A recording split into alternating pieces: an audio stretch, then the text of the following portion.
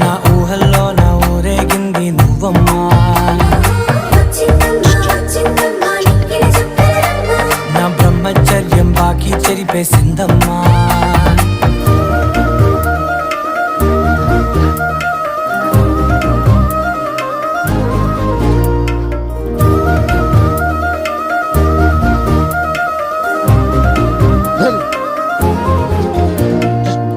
ఏకాంతాలన్నీ ఏకాంతం లేక ఏకరువే పెట్టాయే ఏకంగా, సంతోషాలన్నీ సెలవన్నది లేక మనతోనే కొలువయ్యే మొత్తంగా, స్వాగతాలు లేని ఒంట్లో ఉండలేక